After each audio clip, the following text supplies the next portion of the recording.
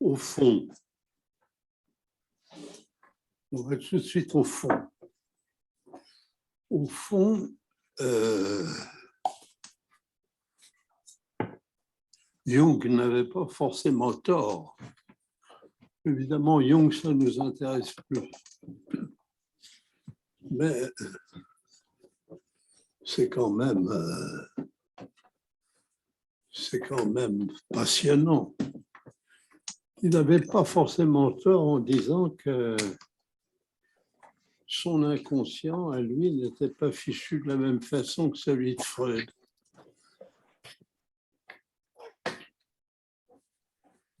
Ce qui veut donc dire qu'ils étaient conduits à des constructions différentes concernant l'appareil psychique. Il n'était pas construit de la même façon, car, disait-il, cette instance paternelle interne à l'inconscient de Freud lui était propre à lui, Freud, et que lui, Jung, ce n'était pas le cas. On ne saurait assez vous conseiller de lire son autobiographie.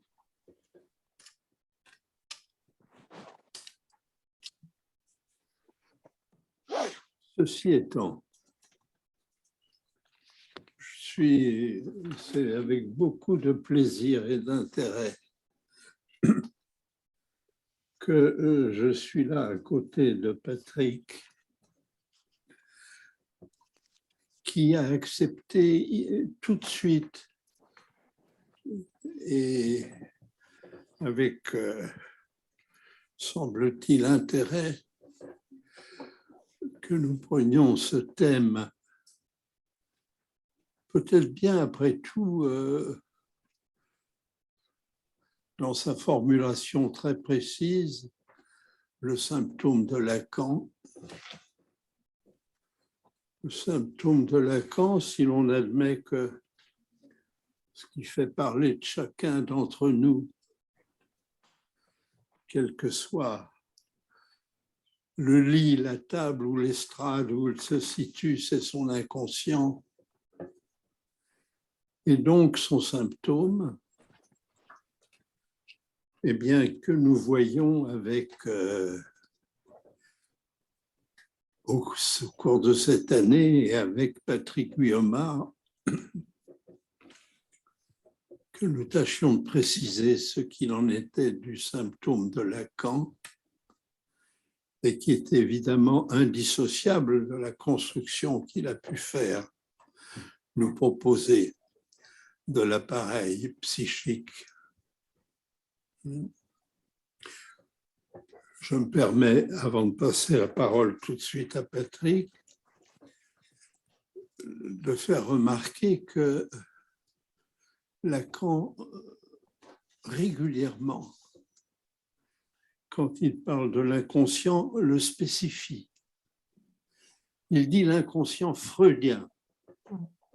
Oh bon?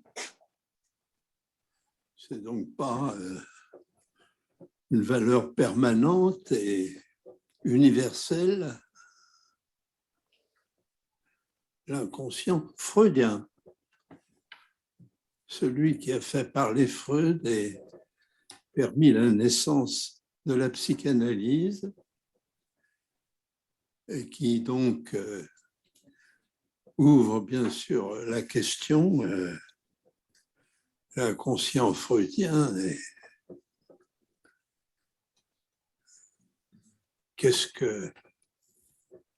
comment l'inconscient lacanien s'en est-il débrouillé, et qu'est-ce qu'il a cherché du même coup à nous faire entendre. Patrick, à moi. à toi. Merci beaucoup, Charles. et puis bonjour à vous. C'est vrai que, comme tu le dis, que quand tu m'as proposé que nous engagions ce travail ensemble, j'ai accepté sans hésitation. Je dois dire que j'en ai moi-même été surpris. Non pas que je n'ai pas du plaisir à être ici ce soir et à côté de toi, mais que voilà, ça, je me suis dit, mais qu'est-ce qui me prend de me heurter à ça, de m'affronter à ça? Alors, je crois qu'il y a deux raisons évidentes que je tiens à préciser. Puis vous verrez comment ça se précisera un petit peu. Bon, c'est un plaisir, je peux le dire, de répondre à l'invitation de Charles. Et au fond, ce qui était évident dans sa proposition, c'était à la fois qu'il me la fasse et puis aussi la question. La question symptôme de Lacan était en effet pour moi, je ne l'aurais pas tout à fait formulée comme ça, mais d'une façon ou d'une autre, une question évidente à laquelle j'avais envie de me confronter sans savoir très bien comment et dans quelles conditions le faire. Et je constatais, et c'est sans doute une autre raison de mon acceptation si rapide, que je ne l'aurais sûrement pas affronté maintenant sans ton invitation.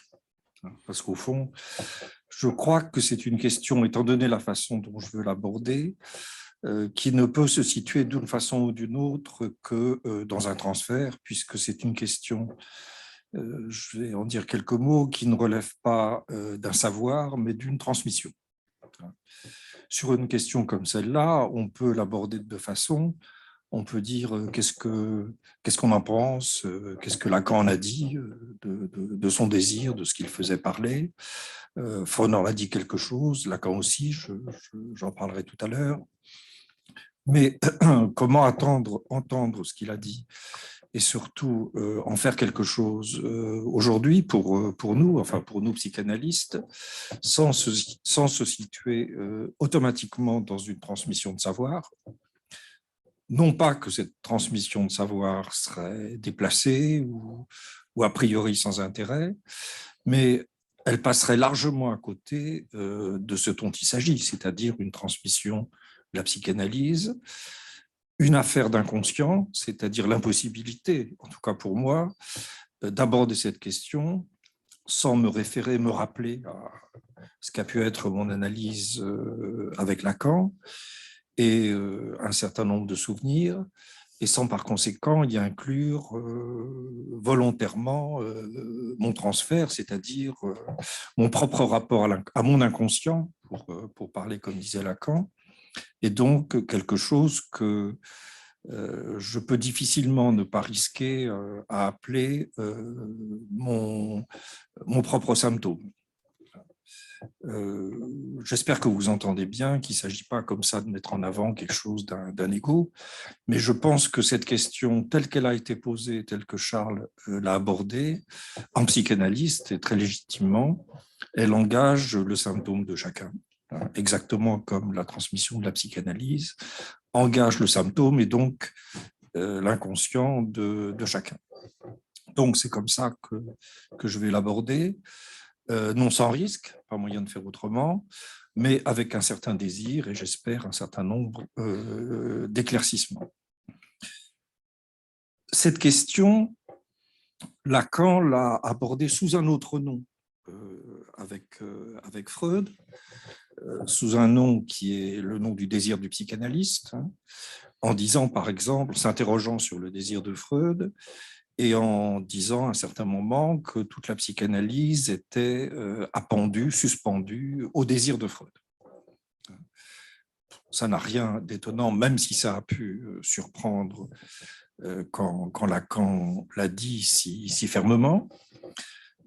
Mais ça montrait bien aussi que la psychanalyse n'était pas simplement qu'une affaire de savoir, mais que sa transmission, son efficace et l'implication de l'inconscient dans la psychanalyse était et restait une affaire de désir.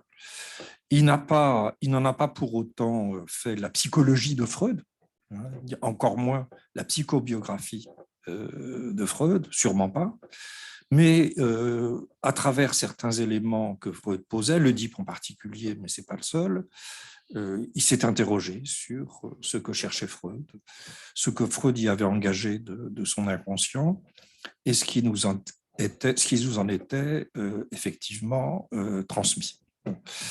Alors, je souhaiterais, pour ma part, et Charles a déjà commencé à le faire à sa façon, aborder cette question du symptôme de Lacan par ce biais-là, par le même biais, c'est-à-dire, comme je le disais tout à l'heure, pas par le biais d'un savoir.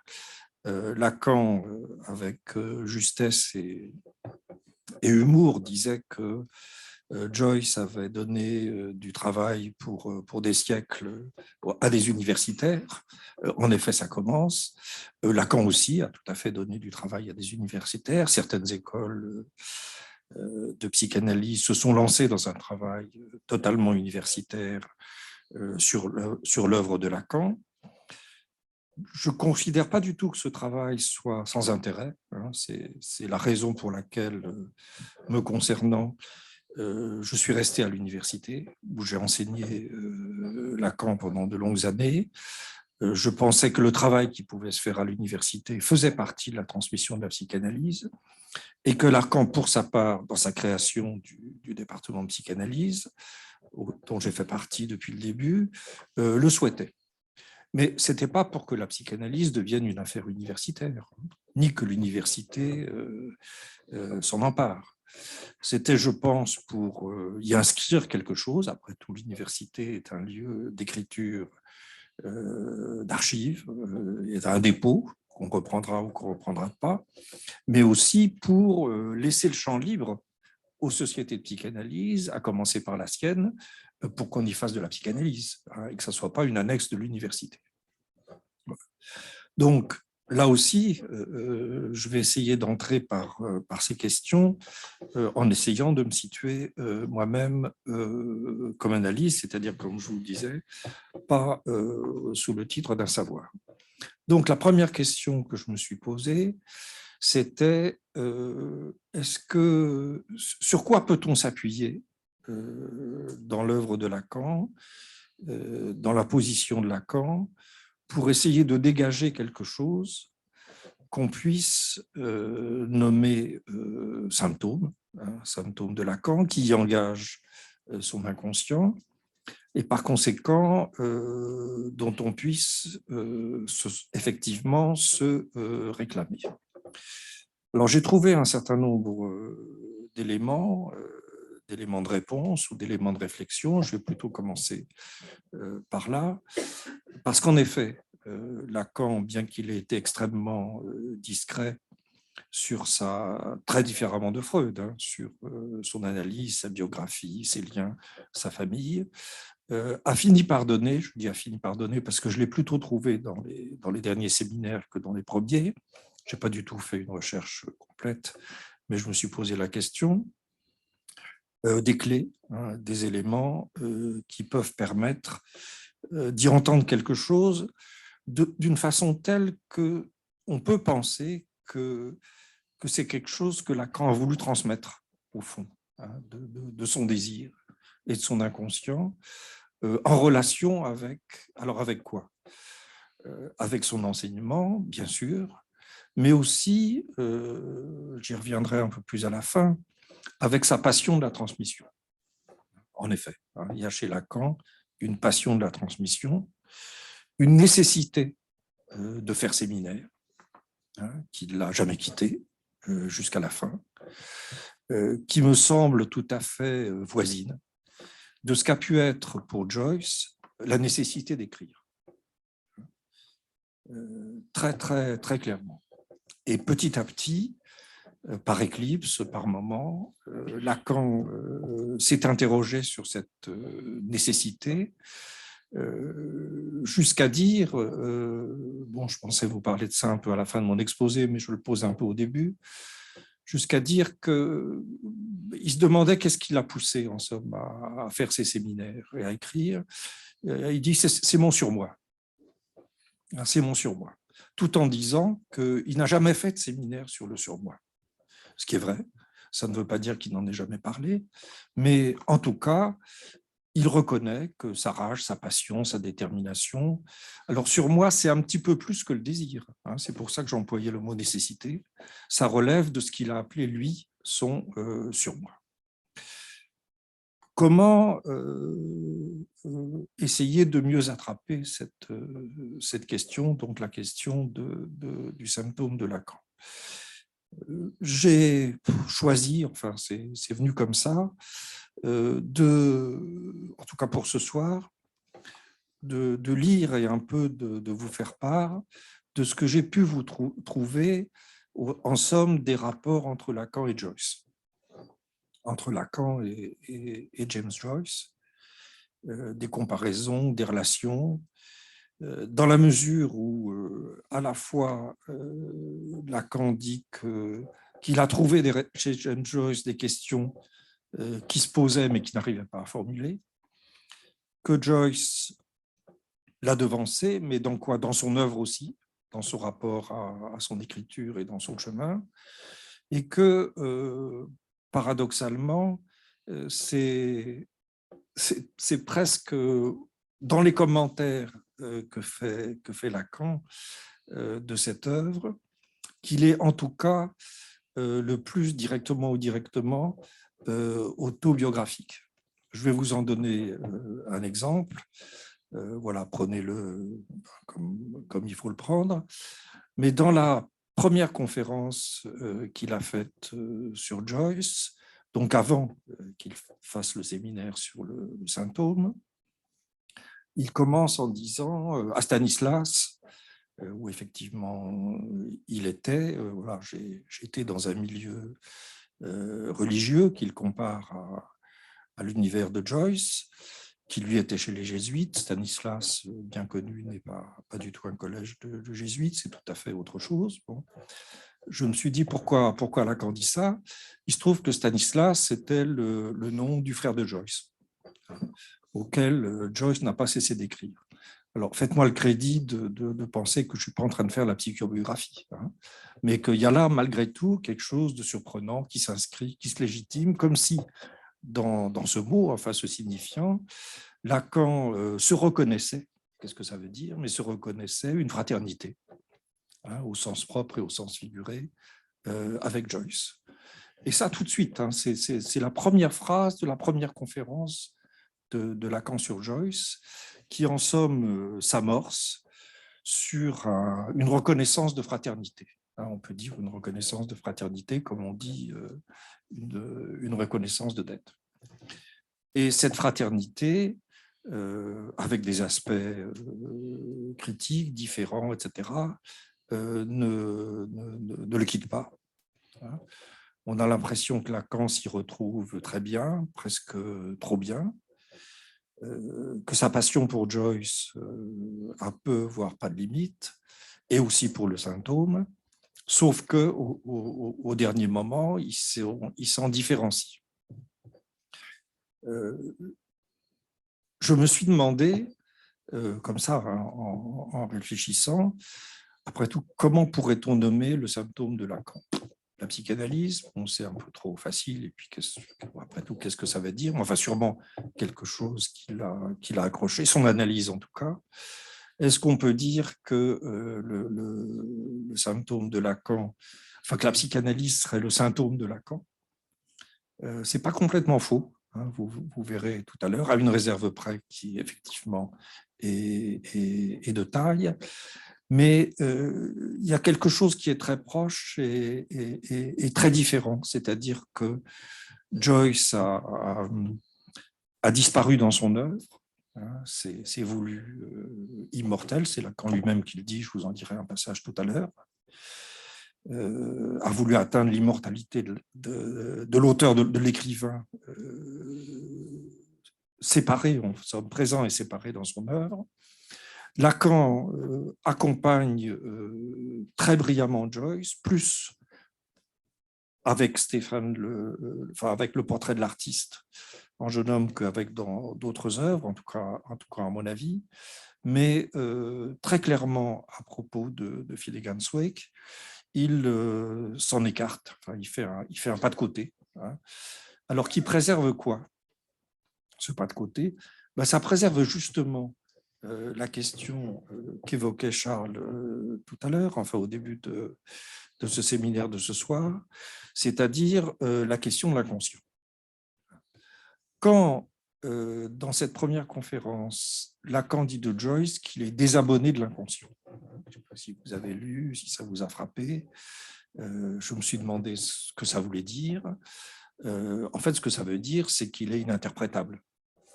C'est que dans Finnegan's Wake, si vous cherchez à interpréter le texte, c'est impossible. Difficile de dégager un signifiant. Il y a des mots qui font voilà, une page, ou, beaucoup, il y en a d'autres très courtes là. C'est fait pour décourager toute interprétation possible. Donc il y a quelque chose, en effet, qui s'absente d'une référence à l'inconscient, qui s'absence d'un abonnement à l'inconscient, pour prendre l'expression de Lacan, et qui, en somme, se referme sur lui-même ou s'en va. On ne peut vraiment pas dire que Lacan se soit, lui, désabonné de l'inconscient. Mais la question du rapport à l'inconscient se pose effectivement très, très clairement pour Lacan. Donc, on pourrait dire, mais vous entendez bien, je dis les choses un peu comme ça, qu'en effet, comme le soulignait Charles tout à l'heure, on pourrait dire que le symptôme de Lacan, c'est l'inconscient. Alors, si on le dit comme ça, c'est une platitude, parce qu'effectivement, notre symptôme à chacun mobilise l'inconscient et nos désirs, notre désir tel qu'il s'y inscrit, sauf que c'est un peu moins une platitude concernant Lacan, si on est attentif au fait qu'il n'a pas cessé de redéfinir l'inconscient depuis le début. Je vous en dirai certains points que vous connaissez pour lui rappeler. Qu'en somme, sa passion était effectivement la question de l'inconscient. Il a longuement insisté sur le fait qu'on fuyait l'inconscient, qu'on l'évitait, qu'on n'arrivait pas à le penser, que la question de l'inconscient était toujours en rade, n'était toujours pas abordée. Dans un des textes que l'on trouve en 67, après la fondation de l'école, 3 textes très étonnants et très passionnants, le Raison d'un échec, la psychanalyse et le principe de réalité, et puis le sujet supposé savoir, je me souviens plus très bien du titre. Il commence un des textes en disant on est passé à côté de l'inconscient. Bon, alors c'est un effet rhétorique comme ça qui s'adresse, mais qui s'adresse un peu à lui-même, sans du tout qu'il y ait une dimension d'autoreproche, mais qui dit bien que c'était sa question, sa passion, et qu'il n'estime pas encore, en tout cas à cette époque-là, en avoir élucidé la dimension et la portée. Il est resté plus, je trouve, plus dubitatif, mais c'est peut-être pas le mot. Il me venait un autre mot, plus interdit. Voilà, il est resté plus interdit, dans tous les sens du mot interdit, devant la question de l'inconscient que Freud. Mais il faut reconnaître que Freud n'avait surtout pas à rester interdit, puisque il lui revenait d'ouvrir et de fonder la psychanalyse. Donc il fallait bien qu'il dise quelque chose qui soit communicable dans une communauté scientifique, qui soit clair, et qui aboutissent à une reconnaissance. En somme, il y avait chez Freud un mouvement très légitime de faire reconnaître l'inconscient, heureusement d'ailleurs, et puis aussi un certain nombre de symptômes, qui est bien sûr le mouvement de Lacan, mais après avec Freud, si on peut dire, c'est-à-dire dans un autre temps, dans une autre époque, dans une autre dimension, et puis peut-être repenser l'inconscient effectivement autrement. Bon. Alors, le symptôme de Lacan, c'est bien en ce sens-là l'inconscient. Le concept d'inconscient, le mot d'inconscient, jusque dans le titre de son dernier séminaire. L'insuccès de l'une des vues, ça pourrait être du Joyce, mais ce n'est pas du Joyce, parce que ça peut quand même s'entendre et s'interpréter, ce qui n'est pas le cas de certains passages de Finnegan's Wake. Et c'est très, très étonnant parce que l'insuccès de l'une des vues, le ratage, alors je vais dire un mot là-dessus, c'est l'amour. Alors, en lacanien, si je peux dire, c'est-à-dire que si on entend les mots que Lacan utilise en référence à la façon dont il les a lui-même utilisés fréquemment dans ses séminaires, c'est l'amour, bon, c'est le hasard du transfert. Hein, c'est ça que ça dit. Hein. Autrement dit, pas de pensée et d'accès à l'inconscient sans transfert. Ce qui me semble d'ailleurs tout à fait correct, enfin, et juste dans la question de l'inconscient, parce que ça rejoint d'une part la définition que Lacan lui-même a donnée du transfert, mise en acte de l'inconscient, et d'autre part parce que l'inconscient, on ne le saisit dans son mouvement de battement, enfin d'ouverture et de fermeture, que dans sa mise en acte, hein, que dans un transfert, et que à certains moments, bon, ça nous rapproche un petit peu plus de là où je veux en venir, quand Lacan s'interroge sur ce qu'on peut attendre d'un psychanalyste, il insiste beaucoup sur le fait que ce qu'on attend d'un psychanalyste, c'est que quelque chose de l'ouverture de l'inconscient soit maintenu, qu'il porte l'inconscient, hein, que par son acte, il maintienne l'ouverture de l'inconscient. C'est-à-dire que comme psychanalyste, nous, ce soir, etc., nous serions responsables, en somme, de l'inconscient, mais pas simplement du concept. Ça, c'est l'université qui s'en charge. On peut dire que le concept d'inconscient, tel que Freud l'a écrit et tel qu'il est enseigné, fait partie de la culture. On interprète les lapsus, etc., etc. Mais que, en ce qui concerne la vie de l'inconscient, l'énonciation de l'inconscient, son aspect vivant, eh bien, c'est nous, psychanalystes, qui en sommes responsables. Et notre pratique aussi, elle a ça comme enjeu au niveau d'une parole, c'est-à-dire au niveau d'une vérité. Quand il aborde Joyce, mais déjà bien avant, Lacan utilise beaucoup la distinction entre savoir et vérité, qui est à la fois claire et pas toujours très facile, en tout cas c'est mon point de vue. Mais on voit bien que ce qu'il met du côté du savoir, c'est peut-être un peu le savoir de l'inconscient, mais aussi ce qui peut se transmettre, s'enseigner. Ce qu'il met du côté de la vérité, c'est la parole et l'ouverture de l'inconscient.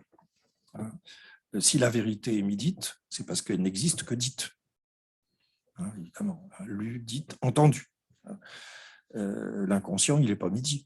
L'inconscient, il se lit, il écrit, c'est tout à fait, en tant d'autres références, que la question de l'inconscient vient effectivement à Lacan.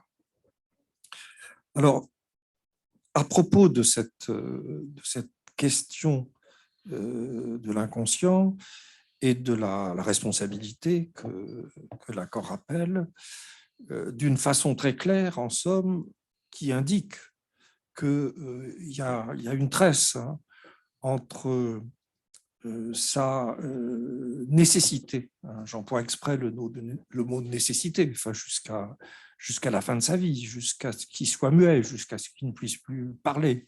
Il n'a pas pu faire autrement, de continuer à parler au séminaire, et sa nécessité de soutenir par l'acte de son séminaire, pas simplement la question de l'inconscient, mais l'inconscient tout court. Il disait lui-même qu'il se présentait comme analysant, et que de ce fait,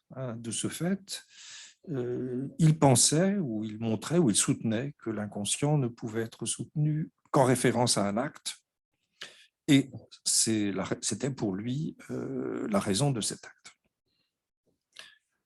Alors, ces remarques nous conduisent au fond à une autre type de remarques que je présente comme préliminaires, mais vous entendez bien que nous sommes déjà dans la question. À propos de l'inconscient, permettez-moi de vous rappeler, parce que je pense que, évidemment, vous le savez, parmi les différentes définitions que Lacan donne de l'inconscient, il y en a effectivement, elles sont extrêmement différentes, extrêmement diverses. Ça ne veut pas dire qu'il y en a qui soient justes et d'autres qui soient fausses. Enfin, en tout cas, ce n'est pas du tout comme ça que, pour ma part, je dirais les choses, puisqu'elles sont en somme articulées à la dynamique même de la parole et de la pensée de Lacan. Mais on entend bien qu'il y a une différence énorme entre la première définition de l'inconscient qu'on trouve dans Fonction des champs de la parole et du langage, qui est l'inconscient, c'est ce qui permet de rétablir la continuité de mon discours. Donc il y a du discontinu, il y a des trous, pour reprendre un signifiant de Lacan qui sera appelé à une certaine fortune, comme on dit. Bon, il y a des trous et puis l'inconscient, il vient pour remplir ces trous, pas forcément les boucher, mais pour remplir. Autrement dit, il y a de quoi remplir les trous. Et puis plus tard, justement, dans l'article sur l'inconscient, il en donne une définition tout à fait autre, tout à fait différente, qui se centre sur le point qu'entre le sujet et l'autre, grand autre, l'inconscient est coupure en acte. Alors là, c'est tout à fait différent. Ça a tout à fait une autre portée et c'est tout à fait un autre registre, puisque, en somme, ce qu'on entend dans cette définition, je dis exprès dans cette définition, parce qu'il y a des phrases, des mots de Lacan qui ne sont pas des définitions, même si elles sont précises, mais elles sont pensées. Là, ça a, à mon avis, plus le statut d'une définition. On voit que ce qui vient, c'est ce que disent les deux termes, c'est-à-dire d'une part la question de l'autre, du grand autre, et la question de la coupure. Alors, cette question du grand autre, en préparant ce que j'allais vous dire ce soir, je me disais que c'était peut-être un autre nom du symptôme de Lacan, le grand autre. Bon, après tout, Lacan ayant écrit les noms du Père, on ne va pas chercher un nom pour le symptôme qui va transformer ce symptôme dans le Père de Lacan. Ce n'est pas possible. Donc on est autorisé à en chercher plusieurs. On va voir comment on peut les articuler. Mais je pense qu'en effet, la question du grand autre, est un symptôme de Lacan où se pose avec Lacan comme symptôme, c'est-à-dire engage son inconscient et son désir, puisque nous avons il y a deux courants dans la réflexion de Lacan sur le grand autre. Et c'est étonnant que ce soit, à ma connaissance, à propos de Joyce, que ces courants se distinguent de plus en plus. Bon. Il y a un courant très classique, enfin, qui tourne autour de S de grand tabaret, c'est-à-dire il n'y a pas d'autre de l'autre, l'autre n'existe pas, il n'y a pas de métalangage, voilà, c'est ce que j'ai dit. Bon. Et la tâche de la psychanalyse est de vider ce grand autre auquel pourtant on ne peut pas ne pas se référer. Ça aussi, c'est une énigme. Dire que l'inconscient, c'est le discours de l'autre, une des premières formules de Lacan, c'est dire que pour lui, il n'était pas possible de penser l'inconscient sans poser la question de l'autre avec un grand A. L'un et l'autre étant articulés par cette question de discours. C'est-à-dire que l'inconscient, c'est le discours de l'autre, c'est une phrase qu'on ne peut pas entendre sans que ça fasse consister le grand autre. Mais de quelle consistance, puisque effectivement, il n'existe pas et il n'y a pas de métalangage. Et dans ce mouvement, surtout à partir des années 70, on voit, il faudrait plutôt dire on entend Lacan vider de tout contenu le grand autre, coupure, néant, rien, manque, etc., etc. Et en même temps, ne pas le lâcher, jusqu'à faire du grand autre un lieu d'énonciation, référent d'énonciation, c'est-à-dire articuler la question de qui parle et la question du dire à la question du grand autre. Surtout pas pour dire que c'est le grand autre qui parle, justement, au contraire.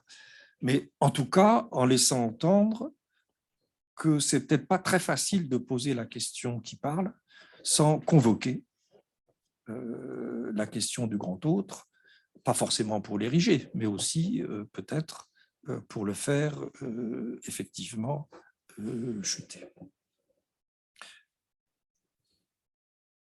Dernier point, je pense que je voulais évoquer dans cette présentation un peu élargie, avant d'en venir à quelque chose d'autre, c'est au fond l'insistance chez Lacan, ou avec Lacan, des termes échec, ratage, faille, faute, réussite. Bien sûr articulé à l'acte manqué et à la méprise. Si vous êtes un peu freudologue ou freudophile, vous remarquerez que voilà l'article, je retrouve le nom maintenant, le texte de Lacan, qui s'appelle « La méprise du sujet supposé savoir », qui se trouve dans le numéro 1 de Silicette. Le terme de méprise, Vergriff, est un terme de Freud que l'on trouve à peu près au milieu de la psychopathologie de la vie quotidienne, dans un chapitre qui s'appelle méprise et erreur. Je ne sais pas, je ne me souviens plus très bien. Donc c'est là. Et il me semble même, mais je n'ai pas pu vérifier si c'était un vrai ou un faux souvenir, que dans un de ces séminaires où il commente les actes manqués, Lacan très discrètement se réfère à ce texte. Donc méprise, c'est un acte manqué. Alors est-ce que il y a là une espèce de thèse de fond, une question de fond, qui me semble plus être celle de Lacan que celle de Freud, qui est qu'en somme, si l'inconscient ne se livre, disons ça comme ça, ou ne s'ouvre, mais peut-être mieux ne se livre, ou se livre de façon privilégiée que dans des actes manqués, de nature diverse. Dans psychopathologie quotidienne, il y a des gestes manqués aussi. C'est très amusant, cette espèce de récollection de Freud. Donc, que dans des actes ou des gestes manqués, ça pose et instaure une sorte d'affinité entre la présence de l'inconscient et le ratage de quelque chose, voilà, ou la défaillance de quelque chose, ou la vacillation de quelque chose. Ça c'est incontestable. Mais Lacan porte la question à un degré supérieur. C'est-à-dire, il se demande, est-ce qu'il faut que la psychanalyse réussisse ou qu'elle rate?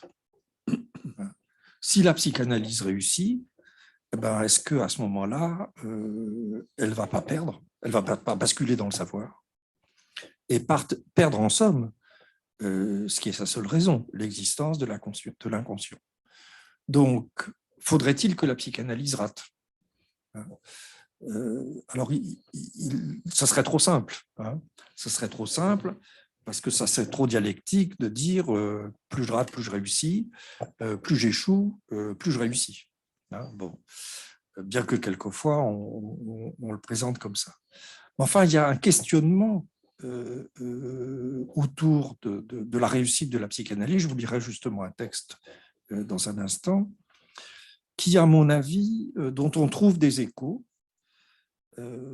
assez souvent chez Lacan, autour d'expressions ou de formules du genre j'ai échoué, j'ai raté, il y a des échecs. Voilà, enfin, raison d'un échec, par exemple, des choses comme ça. Raison d'un échec. Alors, Charles Melman, la conférence précédente, évoquait un certain nombre de souvenirs personnels.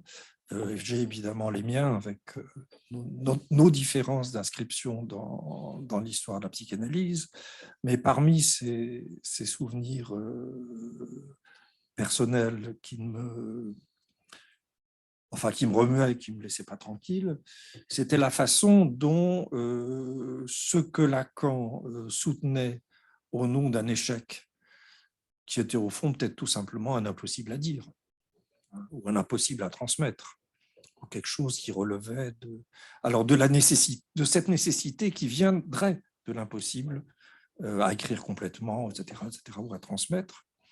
Donc, au nom de ça, l'université s'est présentée comme le lieu du possible. On allait enfin cesser de tourner en rond autour de ces impossibilités, et on allait montrer aux étudiants, bah oui, on allait pouvoir enseigner Lacan, transmettre Lacan, bien ça devenait possible, tout ça.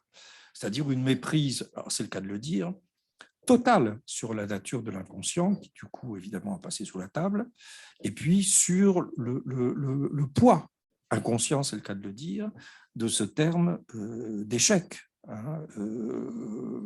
posé ou repris par Lacan. Alors, il y a autour de ça, autour de ce point, chez Lacan, des phrases extrêmement claires. Bon. Il y a donc chez Lacan, alors il m'était venu plusieurs expressions que je vous livre comme ça, au fond une passion de l'impossible, comme si l'impossible était plus vrai que le possible en ce moment. Un mouvement aussi de forcer l'impossible dans le dire, dans la parole, dans les mots, dans les formules. Et puis quand les formules suffisaient plus, dans les nœuds, où Lacan se transformait en artisan, en artiste des nœuds, quand on allait le voir et qu'il avait les nœuds sur sa table, qu'il les touchait, qu'il les bricolait. Donc un affrontement constant, et en même temps l'affirmation salutaire d'un impossible qui va un peu plus loin que ce que nous entendons par castration, à mon avis. Bien sûr, nous pouvons dire que la castration, elle relève de l'impossible, mais je pense que l'impossible, tel que le pose, le soutient Lacan, et dans ce que l'impossible tient au réel, mot que je n'ai pas encore prononcé ce soir, parce que justement, je voulais une certaine réserve à propos de ce mot, mais là, voilà, il y a quelque chose qui s'inscrit autour de l'impossible. Alors, est-ce qu'on pourrait dire qu'il y a un désir de l'impossible? Je n'irai pas jusque-là, parce que ça serait trop boucler les choses. Mais sûrement une espèce de passion d'impossible. L'impossible pour Lacan n'est pas du tout, à mon avis, n'a pas du tout le même statut que l'impossible pour Freud. Je vais vous en donner deux exemples. Ce que Lacan dit de la sexualité, quand il en dénonce les impasses, il en parle avec ses mots, à sa façon. On ne peut pas dire, en tout cas je ne dirais pas, que ce questionnement ait été étranger à Freud. Exemple, dans un texte de Freud de 1910, je ne me souviens plus très bien lequel, mais si vous le souhaitez, je pourrais le retrouver, il y a une phrase de Freud qui dit « Il y a quelque chose dans la nature de la pulsion sexuelle qui est rebelle à toute satisfaction. » Il y a quelque chose dans la nature de la pulsion sexuelle qui est rebelle à toute satisfaction. Bon, extraordinaire, hein, extraordinaire, surtout chez Freud qui a posé la pulsion sexuelle et posé la satisfaction. Donc il y a bien chez Freud, pour utiliser un signifiant de Lacan, une reconnaissance du non-rapport sexuel, hein, sous ce mode-là. Sauf que, évidemment, ce n'est pas du tout la même chose. Quand Lacan, pour parler d'un peu la même chose que Freud, mais pas tout à fait, emploie cette expression « il n'y a pas de rapport sexuel », puisque Lacan utilise le mot « rapport » avec toutes les surdéterminations qu'on peut et qu'on doit y entendre, alors que Freud, lui, était plus dans le registre du plaisir et de la satisfaction, puisque le texte de Freud se situe avant 1914. Deuxième référence à propos un peu de la même question, de l'impossible, c'est très frappant, et ça, vous trouverez ça, je crois, dans la méprise du sujet supposé savoir. Là où Freud parle de malaise dans la civilisation, et écrit en somme, et décrit la façon dont, face à la violence, bon, à l'agressivité, il y a quelque chose dans la civilisation qui fait qu'en somme, elle est son propre ennemi, voilà, dans une certaine perspective, qui incluait aussi l'espoir que Freud mettait dans la psychanalyse. Lacan emploie un autre terme, mais dans la phrase où il se réfère au texte de Freud, malaise dans la civilisation. Ce n'est pas du tout un mot qui sort d'ailleurs, c'est un mot qui témoigne, à mon avis, du dialogue incessant, permanent, entre Lacan et Freud. Le mot que Lacan emploie, c'est impasse. Et en somme, je pense que si Lacan avait dû écrire quelque chose sur la civilisation, il aurait écrit quelque chose qui aurait pu s'appeler les impasses de la civilisation ou de la culture. Ce n'est pas du tout la même chose que de parler du malaise. Et au fond, c'est plus lacanien, si on peut dire, de parler de l'impasse, puisque ça marque les impossibilités sous la forme d'une absence d'issue. Une impasse, c'est ça, il n'y a pas d'issue. Il n'y a pas d'issue. Sauf que parler d'impasse, c'est parler de l'impossible, c'est parler d'autre chose. Et il y a là quelque chose aussi du symptôme de Lacan, alors dans le sens positif du terme, parce qu'on peut prendre le symptôme pas au sens de, bien sûr, vous l'avez entendu, de ce dont Lacan aurait dû être guéri, mais au contraire de ce qui l'a fait parler et de la valeur positive de l'énonciation de Lacan sur ce point. Il y a donc une insistance très forte sur ce point-là autour de l'impossible. Et aussi, comme je le disais tout à l'heure, une valorisation de l'impossible, comme s'il ne fallait surtout pas que la psychanalyse réussisse, il fallait qu'elle se préserve de sa réussite, en somme, qu'elle résiste à la tentation de réussir. D'autant plus qu'elle a un discours puissant, qui peut parler de beaucoup de choses, mais qui évidemment rentre dans le savoir tout de suite, et que de la même façon qu'une analyse doit continuer à s'interroger sur ce que serait sa réussite ou son échec, la psychanalyse doit continuer aussi à s'interroger sur ce qui serait sa réussite ou son échec. Et là aussi, on voit un peu une différence d'accent entre ce que Freud appelait castration et puis ce que Lacan, excusez-moi, appelle avec son mot à lui l'impossible. Alors à ce point de ma bonne conférence que je vous fais, mais de ce dialogue avec vous, je vais me référer à un certain nombre de textes de Lacan. J'ai un peu hésité, je vais vous dire pourquoi. Je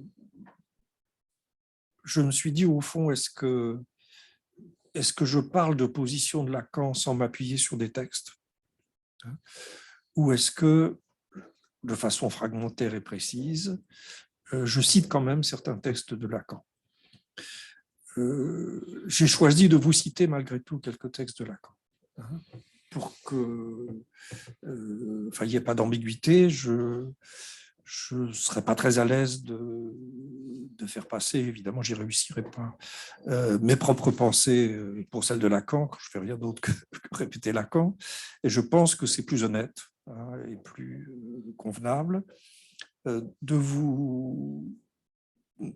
lire devant vous, sur les questions dont nous parlons ce soir, de très brefs de passages de Lacan, dont je vous indiquerai entre parenthèses très brièvement la référence. Si vous le souhaitez, dans un autre temps, je vous donnerai ces références, mais je ne veux pas non plus faire trop le professeur et citer à propos de chaque texte ces références. Donc, je vais vous lire quelques passages de Lacan qui inscrivent, développent et reprennent un peu ce que je viens de dire de façon trop générale, enfin pour m'appuyer dessus aussi pour les ouvrir, tout en ajoutant un dernier point qu'au fond, j'aurais dû peut-être dire beaucoup plus tôt dans mon introduction, mais au fond, bon voilà, ça m'a échappé pour des raisons sans doute assez compréhensibles, qui est que, au fond, cette question du désir de Lacan, c'est aussi une des raisons pour lesquelles j'ai spontanément répondu à l'invitation de Charles. Elle m'occupe depuis très longtemps, hein, sans que j'ai davantage à vous en dire les raisons. Mais ce que j'ai pu écrire sur Antigone, dans l'entendu, dans le malentendu, c'était évidemment une question sur le désir de Lacan. C'était une question sur la pureté de la psychanalyse, hein, pour prendre ce mot-là. Et c'était aussi, puisque tout ce livre vient, tout ce que j'ai pu écrire vient des phrases qui terminent le séminaire 11 de Lacan, hein, le désir de l'analyste n'est pas un désir pur. Et dans cette phrase qu'a eu Lacan à ce moment-là, n'est pas un désir pur, rétroactivement, au fond, j'y trouve, ça n'était pas dit comme ça, une espèce de première incidence d'une position que Lacan a eue et d'une nomination qu'il a répétée, qui est que le psychanalyste, il se tient sur le bord, hein, sur le bord de quelque chose, hein, sur le bord du trou, sur le bord de la pureté. C'est-à-dire au fur et à mesure que la notion de bord devient un concept chez Lacan et qu'on se demande aussi bien à propos de la lettre qui fait littoral, donc elle est dans un bord, hein, et aussi de la position du psychanalyste, quelle est la sienne, c'est ce terme de bord qui vient. Hein. Et dans des textes que je vous ai cités tout à l'heure, on trouve exactement la même position. Donc l'analyste, il a à se situer sur un bord, hein, ou sur le bord, pour ne pas tomber dans le trou, et bien en même temps pour tenir un certain nombre de choses. Alors, quelques textes, brièvement, à la fois peut-être pour donner des références, mais peut-être plus, en tout cas je souhaiterais que ça soit comme ça.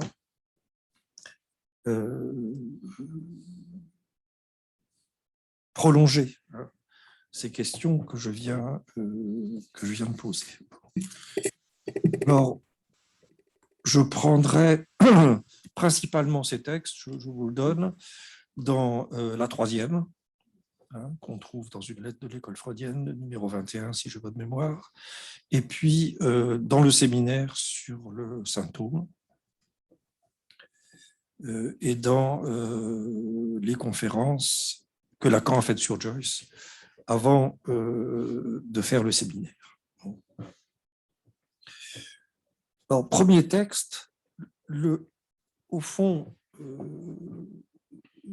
le moment où le père devient ce que Lacan appelle le père qui nomme, c'est-à-dire le père nommant, c'est-à-dire où très bizarrement, c'est ça que je voulais vous dire tout à l'heure, et j'espère que maintenant c'est un peu plus clair, au moment où on pense que Lacan écarte le nom du père, écarte le père originaire, le père de la Horde, il est jamais mort, on l'a jamais tué, écarte et critique le père de l'Oedipe, hein, disant que Oedipe, c'est alors là pour le coup un symptôme de Freud, hein, une croyance de Freud.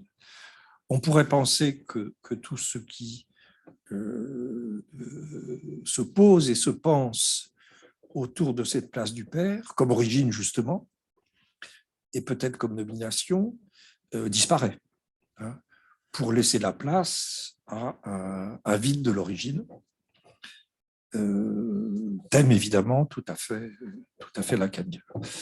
Eh bien, après alors j'allais dire quelques hésitations, c'est moi qui dis quelques hésitations, je veux dire après certains temps où dans les séminaires, on ne voit pas très bien ce qui vient à ce moment-là, à cette place-là, apparaît très clairement cette expression du Père qui nomme, c'est-à-dire le retour d'une parole, hein, le retour d'une énonciation. Le retour d'une énonciation, toute la dernière partie de l'enseignement Lacan est profondément marquée par cette question du retour de l'énonciation, que l'on n'avait plus, qu'on en avait pu, mais moi-même, que les lecteurs de Lacan avaient pu entendre mise de côté, écarté, oublié, etc. Alors, ce retour de l'énonciation, il vient au moins de deux façons. D'une part, autour du Père qui nomme. Alors, Lacan a des phrases assez amusantes, hein, que je commenterai peut-être dans un autre séminaire.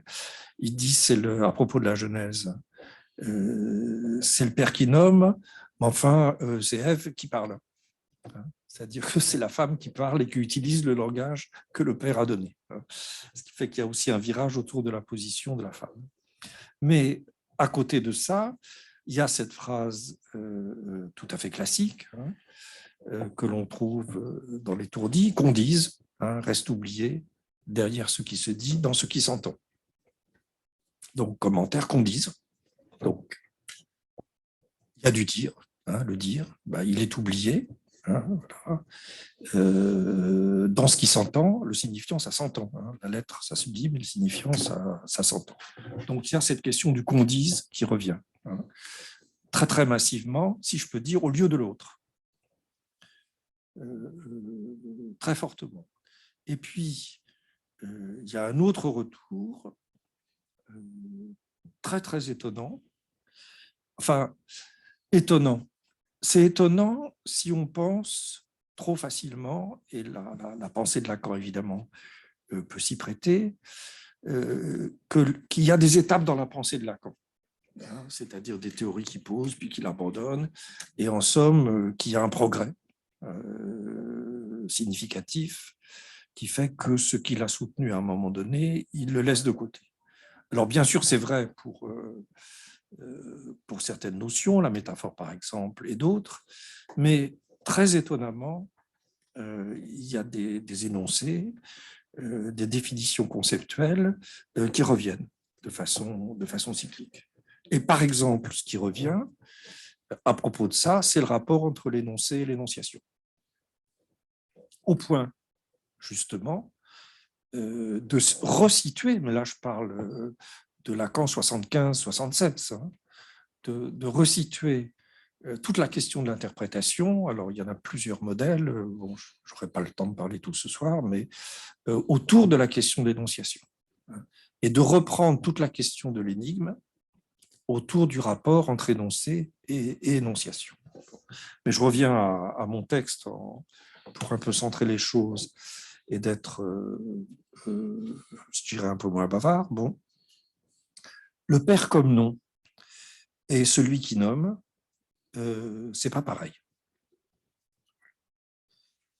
Il y a une autre façon d'appeler ce Père qui nomme, ce nom du Père, c'est ce qu'il convient d'appeler le symptôme. Et il ajoute, c'est en tant que l'inconscient se noue au symptôme. Se noue au symptôme. Qui est ce qu'il y a de singulier chez chaque individu. Là, on a une définition, hein, c'est-à-dire le nœud entre l'inconscient et le symptôme, c'est-à-dire ce qui fait tenir le quatrième rond qui fait tenir les trois autres, et ce qu'il y a de plus singulier, pas de plus personnel, hein, de plus unique, et donc de plus réel, peut-être en ce sens-là, chez chaque individu. Donc, c'est justement en tant que l'inconscient, ce nouveau symptôme, qui est-ce qu'il y a de singulier chez cet individu, qu'on peut dire que Joyce, comme il est écrit quelque part, s'identifie à l'individu.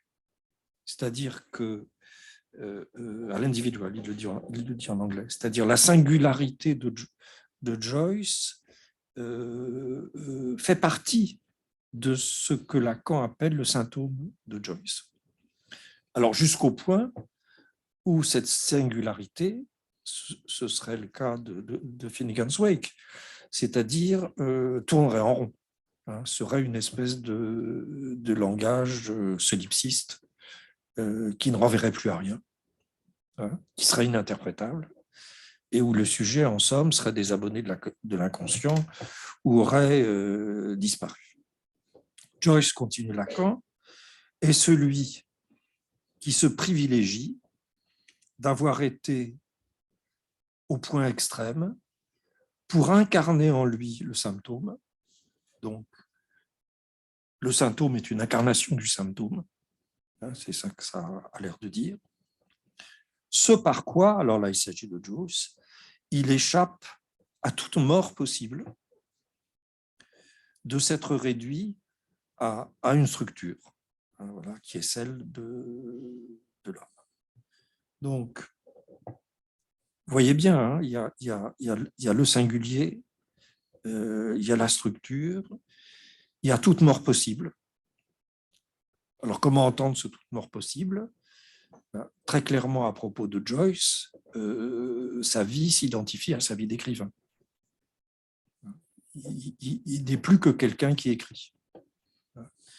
Et qui, alors qu'est-ce qu'il faut dire, meurt dans son œuvre, hein, ou qui continue, au-delà de sa mort, à être immortel, ce qui d'ailleurs lui est effectivement arrivé. Hein, il disparaît.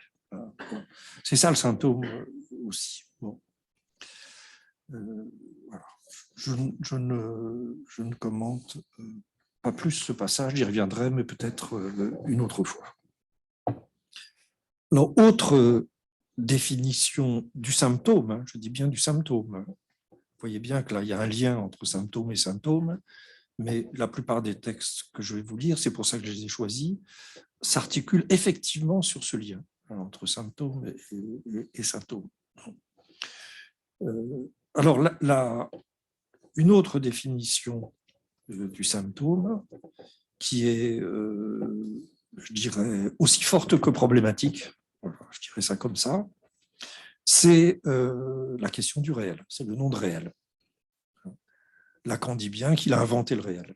On dit que, enfin il le dit lui-même, hein, que la seule chose qu'il a inventée, c'est l'objectita, c'est vrai, mais je pense qu'aussi il a inventé une définition du réel. D'ailleurs, il le dit lui-même. Ce qui fait du réel quelque chose... Alors, le réel psychique, pourrait-on dire. Hein, le réel dans sa référence à la vie psychique et à la parole. Hein. Ce qui fait d'ailleurs, je pense, une des difficultés de cette notion. Donc, ça, c'est dans la troisième. Le sens du symptôme. Parce que, en somme, peut-être que le symptôme aurait un sens et que le symptôme n'en aurait peut-être pas. Le sens du symptôme n'est pas celui dont on le nourrit pour sa prolifération ou extinction. Ça, c'est toute une réflexion clinico-théorique de Lacan, auquel nous sommes souvent confrontés dans la clinique, en tout cas pour ma part je le suis. Est-ce que une interprétation au niveau du sens que nous pouvons faire, à certains moments, ne nourrit pas trop le symptôme, plus qu'elle ne l'interprète? Évidemment, ça pose la question de qu'est-ce que c'est qu'interpréter, qu'est-ce que nourrir. Mais cette question, si on peut dire, du sens nourricier, hein, est une question très importante pour Lacan. Sens nourricier, saint nourricier, vous avez entendu. C'est ce qu'il reproche d'ailleurs à la religion. Le triomphe de la religion, c'est le triomphe du sens. Donc c'est le triomphe du sens nourricier. Difficile de faire en sorte que le besoin de sens, le besoin de la nourriture du sens, largement donné par la religion, n'empêche d'entendre ce qu'il y a de réel dans le symptôme. C'est ça la pensée de Lacan. S'il dit que le symptôme, c'est le réel, à ce moment-là, ça ouvre la question de faire reconnaître le réel dans le symptôme. Pas simplement le réel du symptôme, bon, ça peut tout à fait se dire, mais reconnaître le réel dans le symptôme. Alors sur ce point-là, sur cette question-là, Lacan a des formules que j'ai évoquées tout à l'heure, mais vraiment que je vous demande d'entendre. Le sens du symptôme dépend de l'avenir du réel. Étonnant, hein?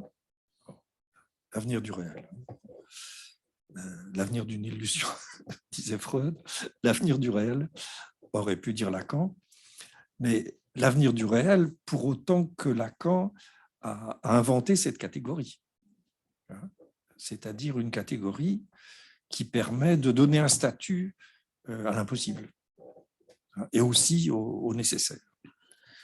Donc le sens du symptôme dépend de l'avenir du réel.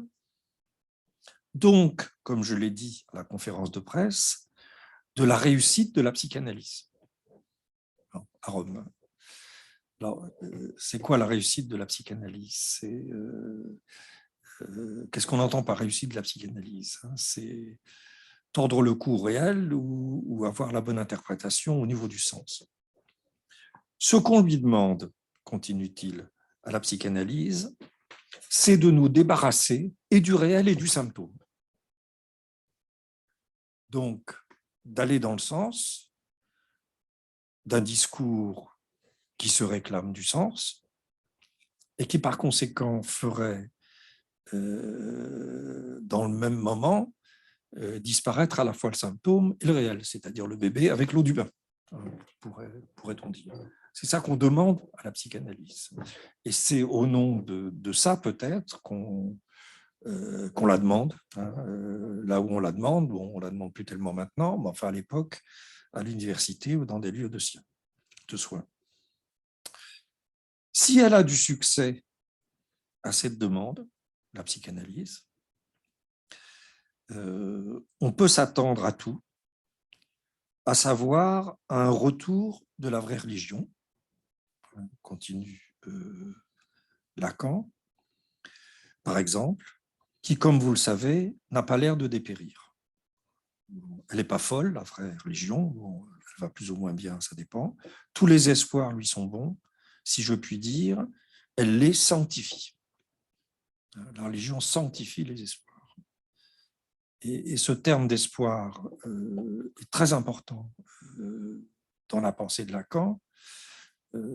Pour le remarquer, il faut se rappeler tous les passages où Lacan dit qu'il n'y a rien à espérer, qu'il n'y a rien à attendre, et essaye de porter ce non-espoir ou cette non-attente comme quelque chose qui affirme le statut d'un manque qui rend possible un désir. Donc l'espoir porté par la religion n'est pas le même espoir qui serait porté par là.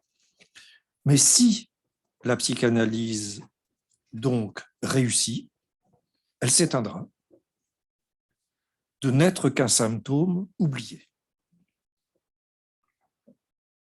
On ne peut pas être plus clair.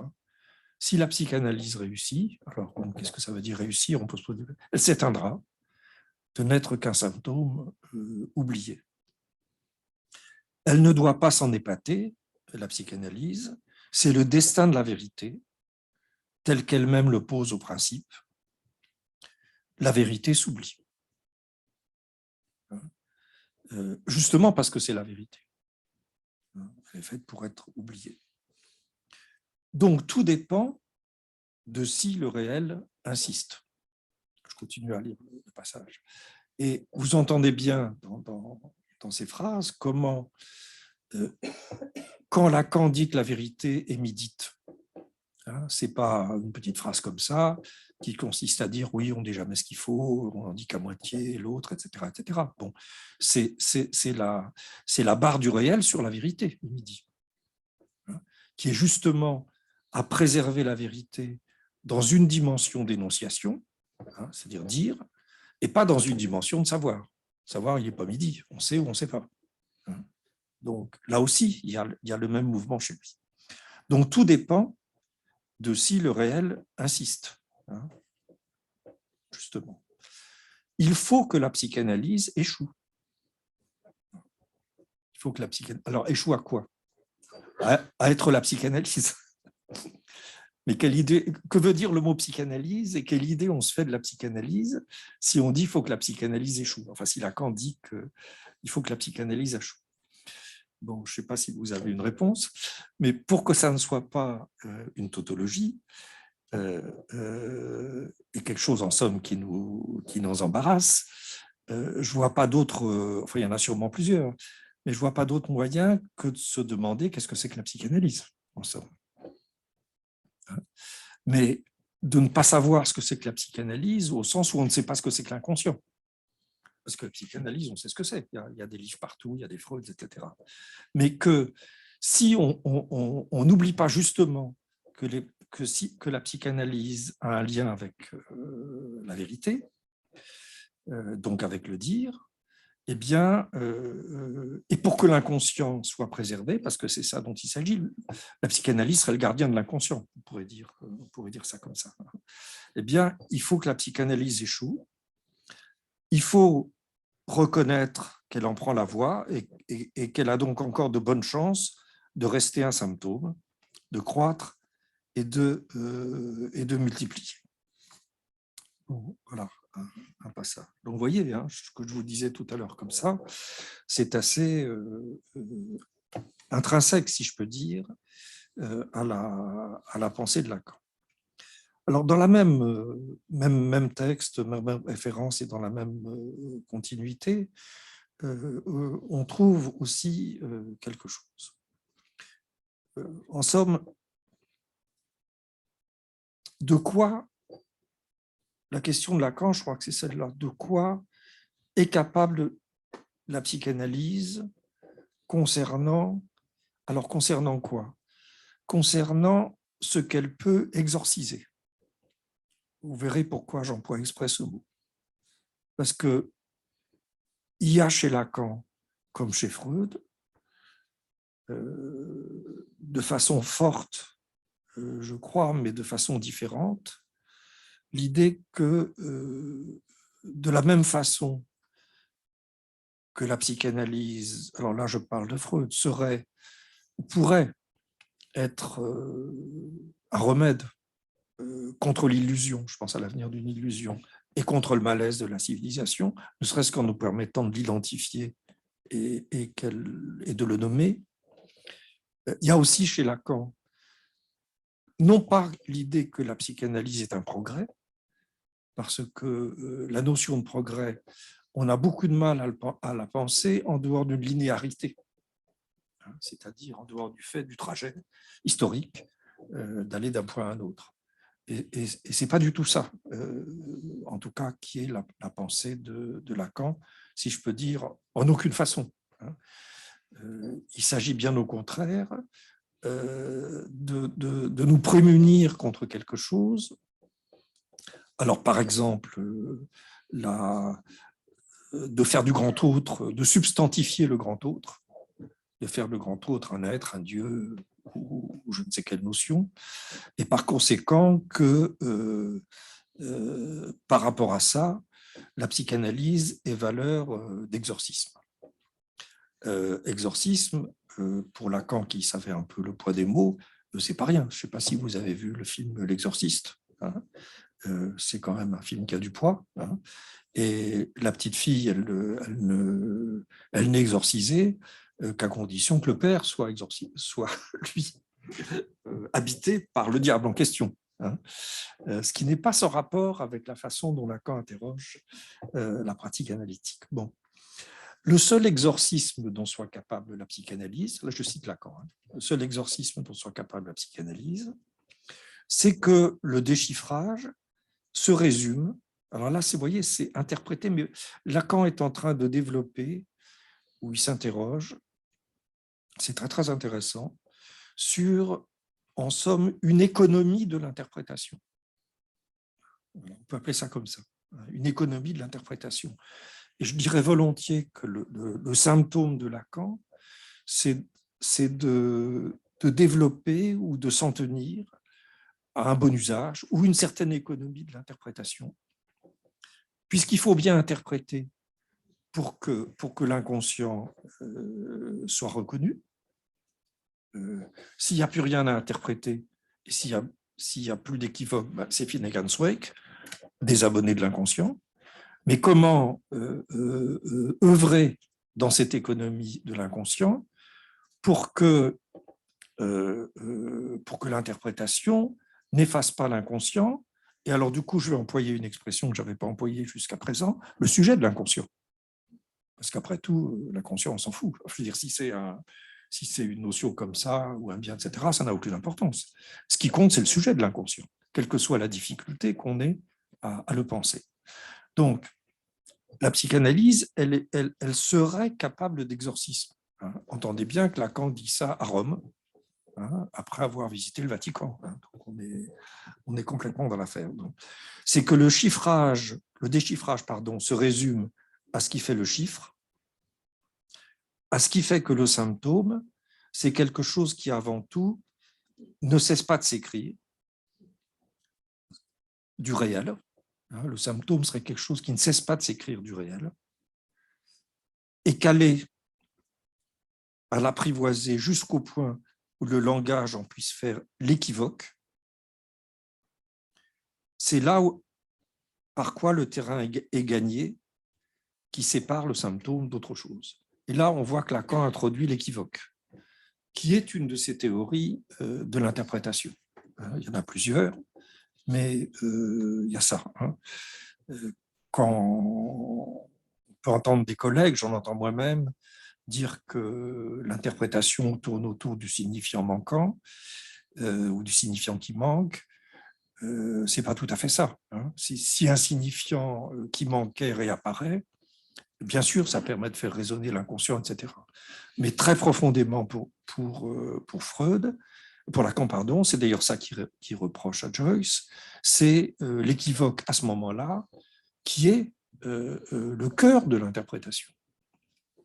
Faire vaciller le signifiant, équivoquer, au fond ne plus savoir qui parle et ne plus savoir qui parle à qui et qu'est-ce qui est dit.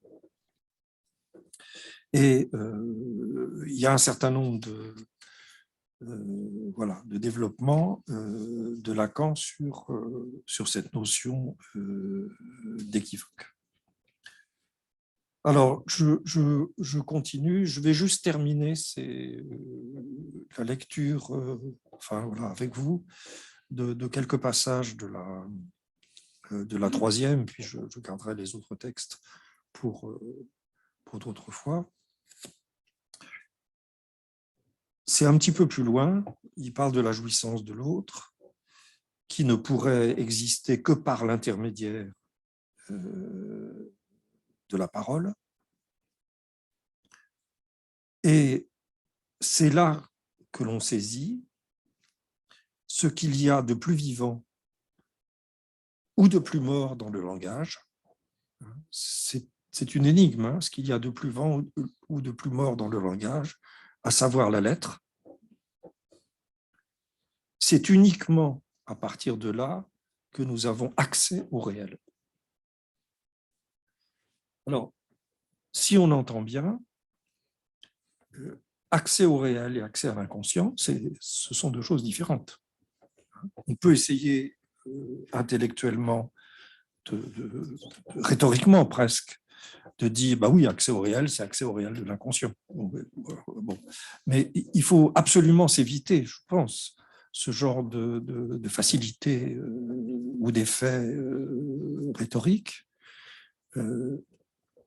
Lacan maintient et porte tout ce qu'il a dit autour de l'inconscient et de sa nécessité d'ouverture, mais néanmoins, ce à quoi il faut préserver l'accès, c'est le réel. Alors, quelles sont les relations, les difficultés, les différences entre le réel et l'inconscient? Bon, j'ai commencé à poser quelque chose, mais vous voyez bien que c'est effectivement assez problématique, quoi. Bon, je vais m'arrêter là aujourd'hui, ça fait assez longtemps que je parle.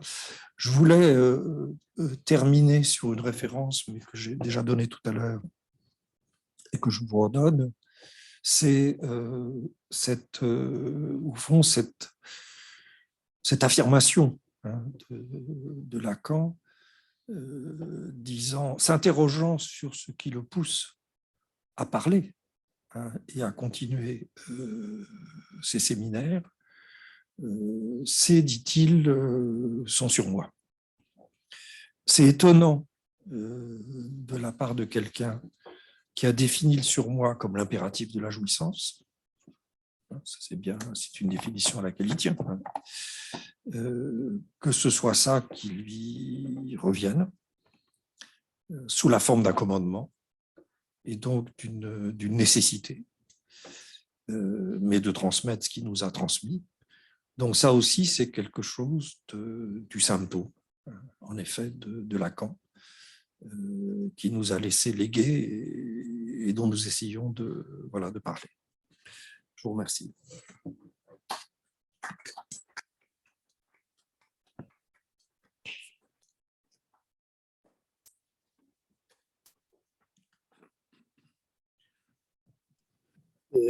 C'est à chaque fois pour moi un grand plaisir de bénéficier de ce qu'il est légitime d'appeler une leçon de psychanalyse. C'est pas fréquent. Et c'est pas seulement la rareté qui le rend agréable, mais c'est évidemment l'enjeu qui, à cette occasion, se déploie. Bon, je ne vais pas, là, ce soir, trop insister sur ce que tu as ouvert.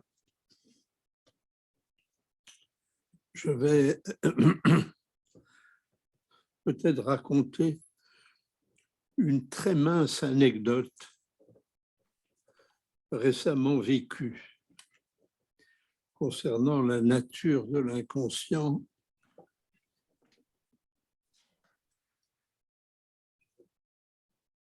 « 7 heures du matin, le taxi qui s'engage dans la rue qui mène à mon bureau, dans la rue des Archives, en croisant la rue de Rivoli, et les 100 premiers mètres de la rue sont occupés par une suite de bars et de cafés et de restaurants dédiés aux homosexuels hard. Sur l'un des trottoirs, il y a donc des terrasses. Sur l'un des trottoirs, il y a un dais lumineux qui éclaire donc le trottoir, fait de guirlandes lumineuses. Et le chauffeur dit, nous étions donc en septembre ou octobre, et le chauffeur dit, ici, ils ont déjà commencé les décorations pour Noël. Et sans savoir ce que je dis, mais aussitôt, je lui réponds, mais ici, c'est Noël tous les jours.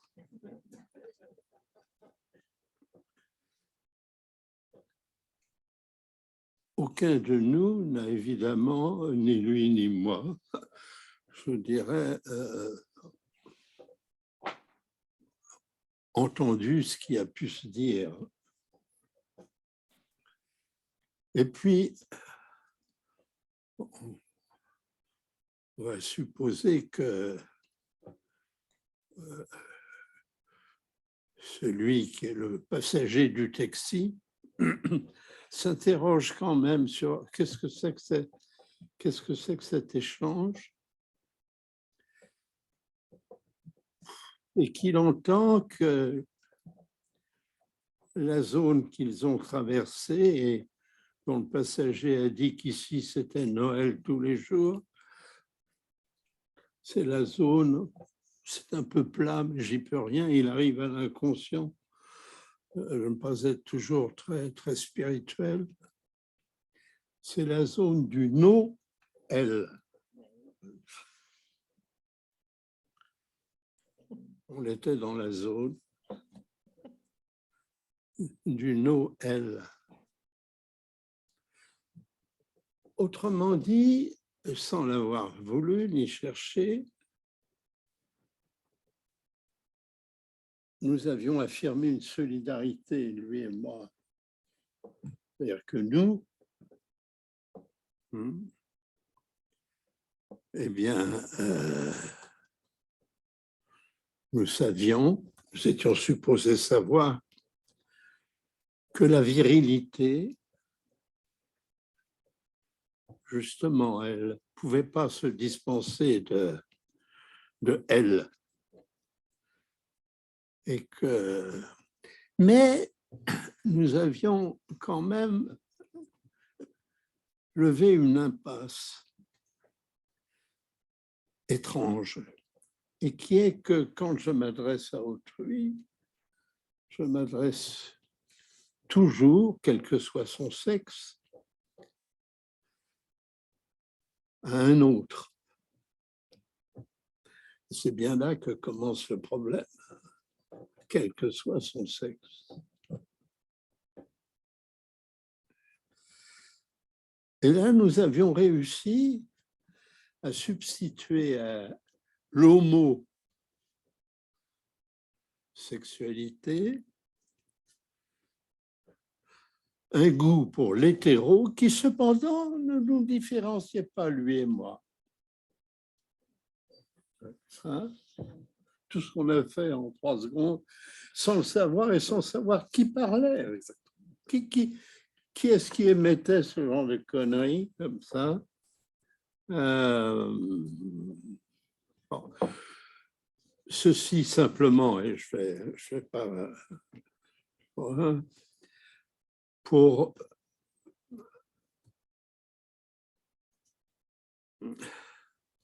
poser l'idée que ce qui, pour Lacan, faisait symptôme, c'était justement sa solitude. C'est-à-dire de ne pas trouver de semblable.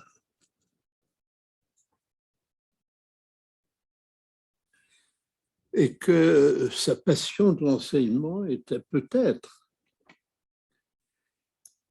liée à cette idée que si la psychanalyse avait à résoudre un symptôme, c'était celui du culte du symptôme. Pas tant le symptôme lui-même, c'est-à-dire il y a de l'hétéros, c'est Ross, mais qu'est-ce qu'on en fait? Mais le fait qu'on ne se rassemble que sur le culte du symptôme, c'est-à-dire la préservation justement de l'impossible, le culte de l'impossible,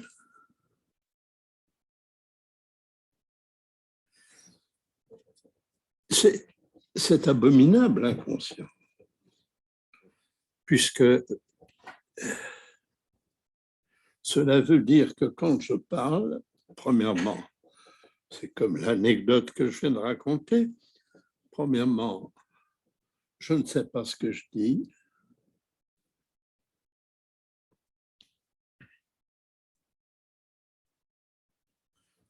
Je me trompe dans ce que je dis, et je me trompe sur mon interlocuteur. Comment, je dirais, dans un tel dispositif, arrive-t-on néanmoins, je dirais, à coexister, voire à échanger? On se demande comment. Si tant est que ça dure, oui. Ça, c'est pas assuré que ça puisse durer. Il semble que ce soit un processus, je dirais, de précarité. Bon.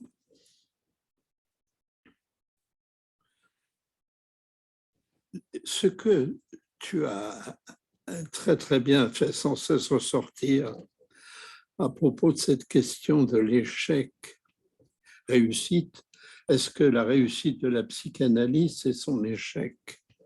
Son échec, c'est-à-dire la préservation du réel comme... Non, ça, faut voir sa réussite comme étant préservation du réel comme garant de la jouissance, d'une possibilité de la jouissance. Mais dans ce cas-là, est-elle simplement, je dirais, une contribution au culte du symptôme ou à la fatalité du symptôme?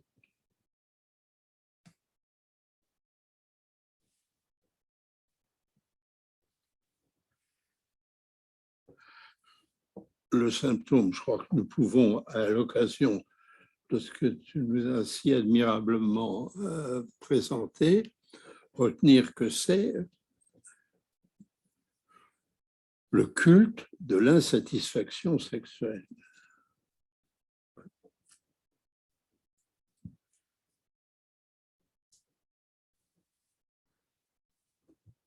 Donc, pour poser un tout petit caillou là, au départ de ce qui tentera de se développer cette année, l'exemple donné, je dirais, par Lacan, à la fois dans son mode d'interprétation que dans sa vie même.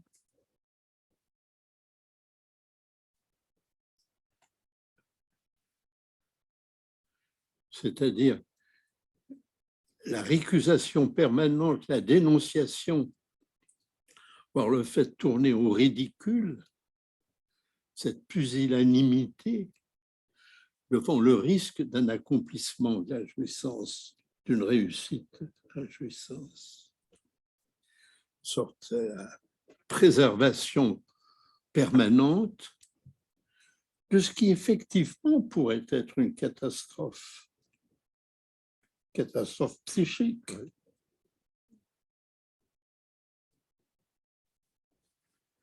Avec la question qui, je crois, en tout cas, que je me permettrai de reprendre, c'est qu'est-ce qui lui faisait penser qu'à cette impasse, il y avait une réponse par la passe.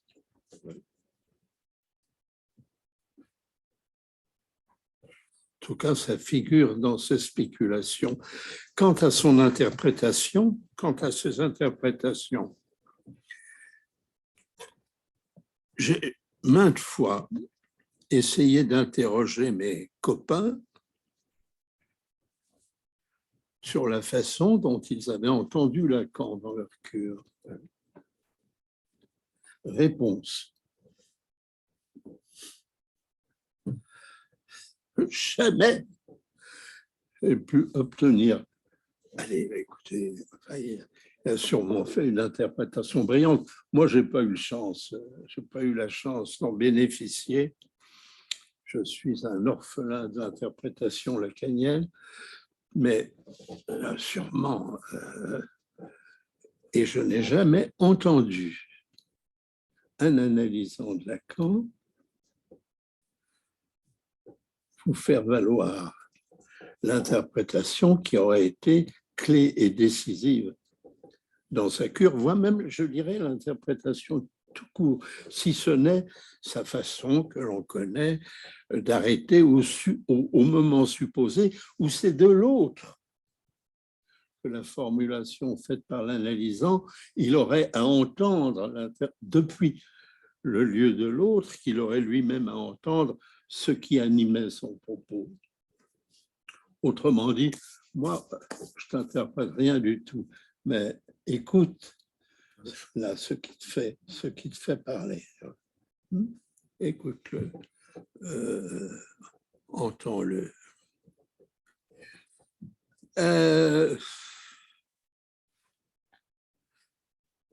Oui, tu voulais là dire quelque chose.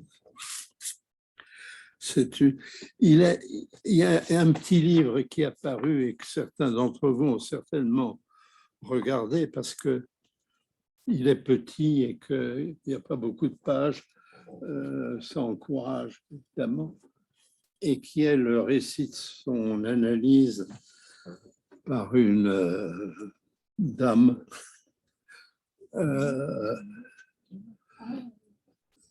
que je connais parce qu'elle est ma voisine, elle habite l'immeuble voisin du mien. Et elle raconte donc sa cure avec Lacan. Tu l'as pas vu? Si, je l'ai pas encore lu, mais c'est magnifique. C'est magnifique. Ma cure avec Lacan. Hein? Ça s'appelle Ma cure avec Lacan. Ça s'appelle Pourquoi Lacan? Ah, pourquoi Lacan? Pourquoi Lacan? C'est vrai, ça, c'est la question. Ouais. C'est superbe. C'est superbe parce que elle raconte très bien comment elle rentre dans son analyse avec un symptôme dont on déchiffre, je ne sais pas lui faire offense que de dire ce qu'elle écrit, dont on déchiffre que c'est qu'elle a toujours été investie comme étant le fils aîné du père, elle. Ce qui finalement lui a donné dans l'existence une certaine solidité qu'on perçoit très bien dans le texte. Hein, ça permet de tenir dans les vagues. Hein. Et donc, elle raconte sa cure. Et quand sa cure est terminée, il apparaît de façon absolument évidente qu'elle a effectivement gagné. Elle a gagné quoi? Eh bien, elle est devenue le fils aîné de Lacan. Ça, c'est chouette quand même. Et elle cite, je dirais, assez innocemment quelques interventions de Lacan où de façon absolument évidente, il essaie justement un peu de la décaler de ce genre de retrouvailles, d'accomplissement, et elle rapporte ça sans rien. Mais évidemment sans aucune efficacité. Bon. Alors, qu'est-ce que nous allons dire? Réussite de la cure? Échec de la cure? Qu'est-ce que nous allons dire? C'est pas évident, hein? C'est pas évident. Pour un peu continuer ce dialogue, j'ai effectivement pas le souvenir d'interprétation décisive, je pense au sens où tu le voyais de Lacan. En revanche, j'ai des souvenirs d'un usage de l'équivoque, c'est-à-dire d'une façon qui faisait résonner le signifiant, vaciller quelque chose. charge à moi d'en faire quelque chose ou rien. C'est-à-dire que rien n'était joué d'avance, si on peut dire, mais au moins ça vacillait et on pouvait entendre autre chose, même si Lacan ne disait pas ce qu'il aurait fallu entendre. Enfin, il y avait... Ça, oui, j'en ai beaucoup d'exemples. Donc ça renverra à la question qui est pourquoi cette dame n'a rien voulu entendre. Alors, puisque tu nous fais cette confidence, je t'en dois une en retour.